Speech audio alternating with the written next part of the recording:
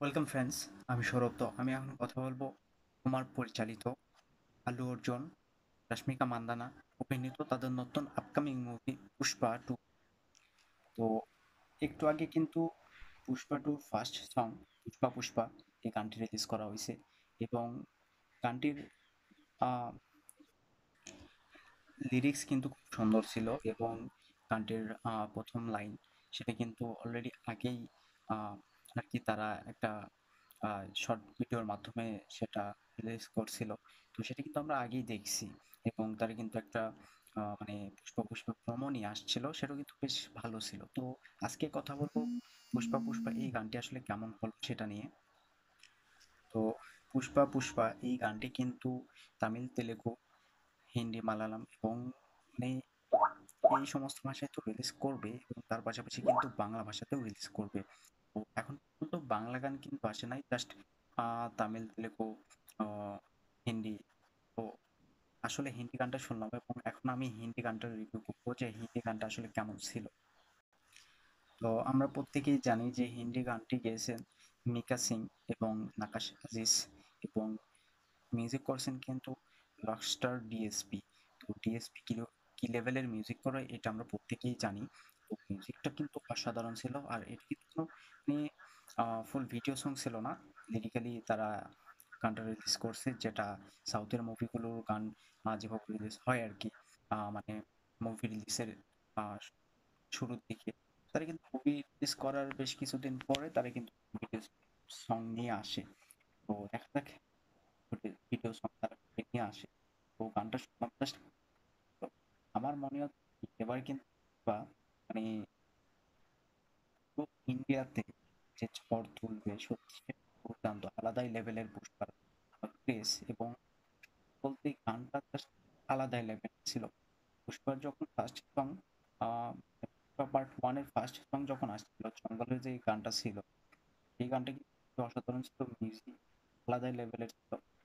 মানে মিউজিক লেভেলে আমার একটু মানে খারাপ মনে হয়েছে, এর কারণ হলো ডিএসপি সবসময় ভালো মিউজিক করে ঠিক আছে, কিন্তু পুষ্পার ওই গানটার যে মিউজিক ছিল এবং একটা আইকনিক মিউজিক বলা যায়, এই গানটাতে দেখবেন সেই মিউজিকটাই কিন্তু ইউজ করা হয়েছে এবং এই গানটার যে মানে আলাদা করে মিউজিক যেটা পরবর্তীতে মানে আইকনিক মিউজিক হয়ে থাকবে, এরকম কিন্তু কোনো মিউজিক হয় নাই। গানটার মিউজিক সুন্দর ছিল, এতে কোনো সন্দেহ নাই, অবশ্যই প্রশংসা করতে হবে, কিন্তু বলতেছি আইকনিক মিউজিকের কথা। এটা আমার যে আইকনিক মিউজিক যেটা মানে শুনলেই এর আল্লু অর্জুনের কথা মনে পড়ে। তো পুষ্পা গানটা কিন্তু অসাধারণ হয়েছে। গানটার লিরিক্সের মাধ্যমে এই যে পুষ্পা যে ক্যারেক্টার, আল্লু অর্জুনের যে ক্যারেক্টার, তো সেই ক্যারেক্টারকে কিন্তু ইন্ট্রোডিউস করা হচ্ছে। মানে আমরা প্রত্যেকেই জানি যে পুষ্পা পার্ট 1-এ আল্লু অর্জুনকে যেভাবে প্রেজেন্ট করা হয়েছিল এবং যেভাবে তাকে দেখানো হয়েছিল, সে সিন্ডিকেটের বিরুদ্ধে লড়তেছে এবং এই স্মাগলিংটা কিভাবে মানে বুদ্ধি দিয়ে করতে হয়, মানে একের পর এক সে সেই জিনিসটা সফলভাবে করে সে সবার থেকে উপরে উঠেছে। তো এবার মানে এই ক্যারেক্টারকে আরো বড়সড় করে দেখানো হবে এবং এবার কিন্তু জাস্ট সিন্ডিকেটের সঙ্গে তার লড়াই হবে না, এবার কিন্তু লড়াইটা আরো বড়সড় করে হবে। একদিকে সিন্ডিকেট, একদিকে ফারাদ ফাজিল, তো লড়াইটা কিন্তু এবার দুর্দান্ত হবে।